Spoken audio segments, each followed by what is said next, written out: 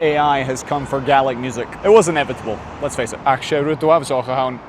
So this is from The Atlantic. They've done an excellent investigation into 4 data sets that are currently being shared amongst the AI development community. And these are just the 4 that are publicly available, never mind the ones that we don't know about. Search up Gunghul, world's only Gaelic metalcore band.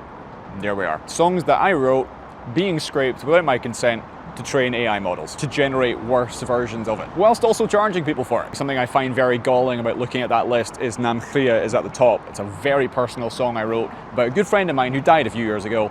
Big tech doesn't care about that, and they didn't pay for it. They stole it. And also their AI models can learn how to generate something similar based off a prompt. But whilst we're here, let's look for some more Gaelic artists. Baloch, Julie Fowlis, of course, Kim Carney, Tidelines, and of Caliach. It's even come for Pete and Diesel. So obviously there is nothing that I can do about this. I can't fly over to America and sue these companies. I don't have the money and I would lose anyway. But there are a few things that you can do. First one's really obvious. Support real artists and musicians. For us as Gunghul, buy our music on Bandcamp, even if you stream it, and come and see a live show. The second thing is, it is easy enough to figure out if what you're listening to was made by a bot or made by a human. So for example, even on Spotify, though they don't label their AI creators, if you see a glut of releases in a very short time frame, zero evidence of actual humans in the pictures or the artwork, plus no live performances, this is an AI artist, and sometimes they even admit it. And the third thing, don't use AI to generate art. What you're using has been trained off the stolen artwork and songs